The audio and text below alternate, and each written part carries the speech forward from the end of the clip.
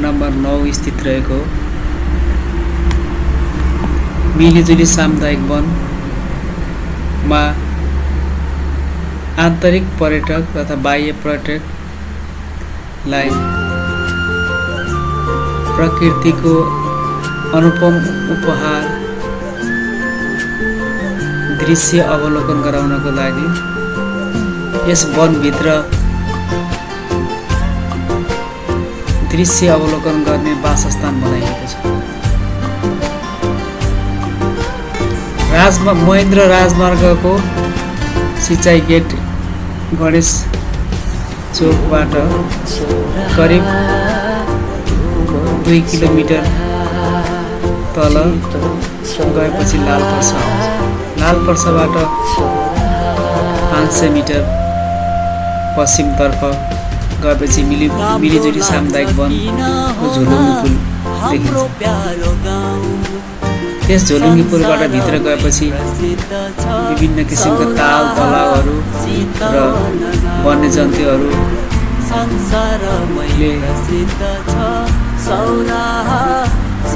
रमाइरहेको दृश्यहरू देख्न सक्नुहुन्छ। हजुरहरू पनि यस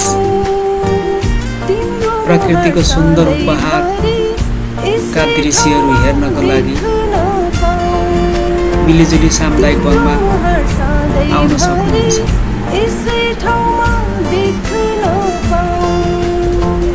मिलिजुली सामुदायिक वनभित्र रहेको वासस्थानमा 1-2 रात बसेर आनन्द लिन सक्नुहुनेछ। उक्त वासस्थानमा बसेको त्यति महँगो पनि छैन र उक्त वासस्थानबाट आनन्दसँग दृश्यहरू अवलोकन गर्न सकिन्छ। आउनुहोस् हजुरहरू पनि यस मिलिजुली सामुदायिक वनभित्र रहेको ताल नजिकै रहेको वासस्थानमा बसोबास गर्नको लागि मिलिजुली सामुदायिक वन स्वागत गर्दछ।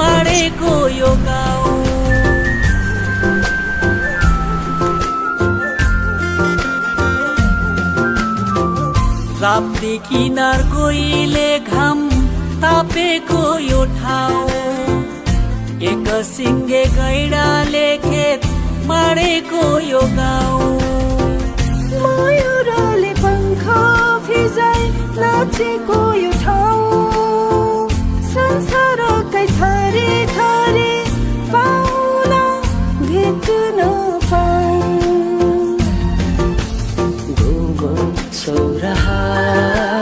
घुमौँ सौराहा चितौँ सौराहा।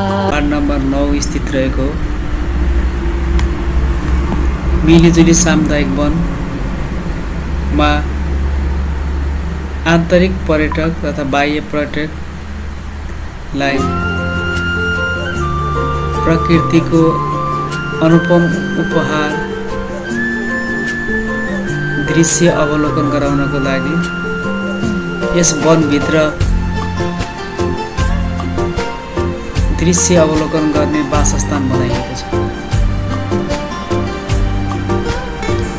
महेन्द्र राजमार्गको सिँचाइ गेट गणेश चोकबाट करिब 2 किलोमिटर तल गएपछि लालपर्सा आउँछ।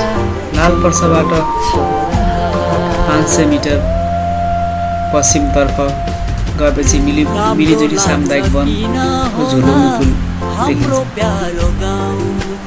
त्यस झोलुङ्गी पुलबाट भित्र गएपछि विभिन्न किसिमका ताल तलाउहरू र वन्यजन्तुहरूले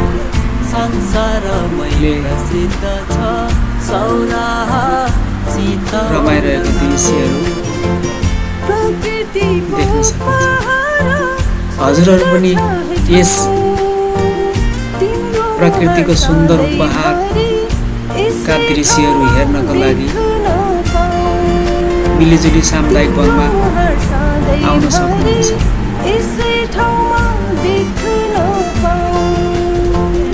मिलिजुली सामुदायिक वनभित्र रहेको वासस्थानमा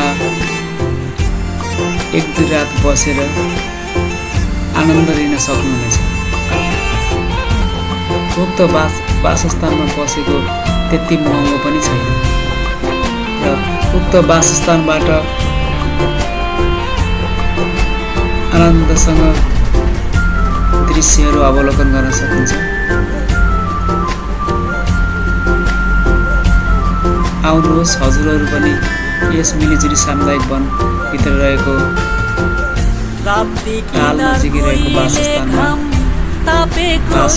बसोबास गर्नको लागि मिलिजुली सामुदायिक वन स्वागत गर्दछ।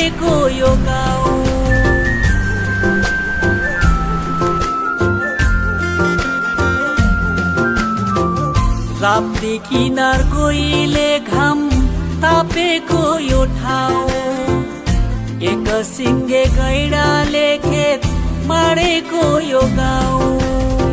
मयूरले पंख फिजाई नाचेको